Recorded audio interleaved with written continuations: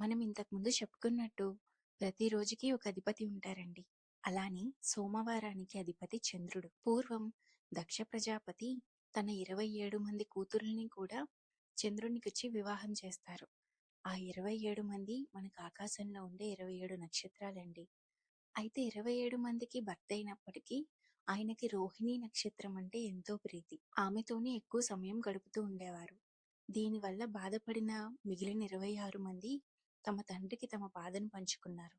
1-2 సార్లు చంద్రునికి తన మామగారు హెచ్చరించేవారు, ఇది సరైన పద్ధతి కాదు, మిగిలిన వాళ్ళు ఇబ్బంది పడుతున్నారు అని. కానీ చంద్రుడు మాత్రం తనని తను మార్చుకోలేకపోతారు. దాని కారణంగా దక్ష ప్రజాపతి తన అల్లుడికి శాపం పెడతారు. ఆ శాపం కారణంగా చంద్రుడు రోజు రోజుకి క్షీణించిపోతూ తన ప్రకాశాన్ని కోల్పోతూ పరిమాణం కూడా తగ్గిపోవడం మొదలు పెడతారు.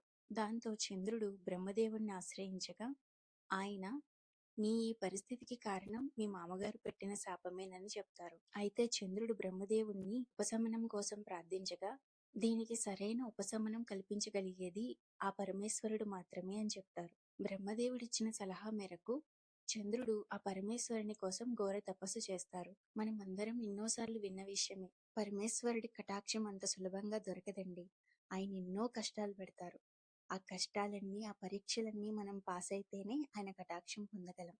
అలానే చంద్రుడు అంతటి బాధలో కూడా తనకి ఎదురయ్యే ప్రతి పరీక్షని ఎదుర్కొంటారు. దీక్షగా, భక్తితో ఆయన తపస్సుని కొనసాగిస్తూనే ఉంటారు.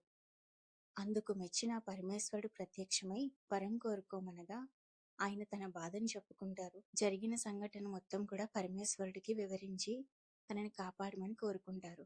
అయితే ఆ శాపాన్ని పూర్తిగా ఉపసంహరించలేనని, కానీ దానికి ఉపశమనాన్ని కలిగించగలనని చెప్పి 15 రోజులు, ప్రతి నెలలో 15 రోజుల పాటు కుదించుకుపోతూ తన ప్రకాశాన్ని కోల్పోతూ పూర్తిగా కనిపించకుండా పోయే అమావాస్య రోజు అక్కడ మొదలు రోజు రోజుకి కోల్పోయిన కాంతిని, ప్రకాశాన్ని, పరిమాణాన్ని పొందుతూ చివరికి పౌర్ణమిగాను ఇలా ప్రతి నెలలో 15 రోజులు పౌర్ణమి, అమావాస్య అనుకుంటూ కొనసాగుతామని ఉపశమనాన్ని ప్రసాదిస్తారు. ఈ కారణంగానే మనకు పౌర్ణమి, అమావాస్యలు ఏర్పడుతున్నాయండి.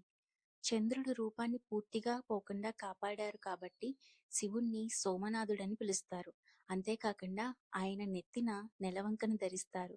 దాని కారణంగా మహేశ్వరుణ్ణి చంద్రశేఖరుడు అని పిలుస్తారండి. ఈ కారణంగానే ఆ పరమేశ్వరుణ్ణి సోమవారం రోజు పూజిస్తే సమస్త సమస్యల నుంచి రక్షిస్తారని, ఎలా అయితే ఆ చంద్రుణ్ణి తన కష్టాల నుంచి, ఘోరమైన శాపం నుంచి బయటపడేస్తారో అలానే ప్రతి మానవాళిని వాళ్ళ సమస్యల నుంచి, కష్టాల నుంచి బయటపడేస్తారని మన పురాణాలు చెప్తున్నాయి. మనం ఇంతకు ముందు ఎన్నోసార్లు చెప్పుకున్నామండి, చంద్రుడు మనఃకారకుడు. అంటే మన మనసుని ఆయన నియంత్రించగలడు.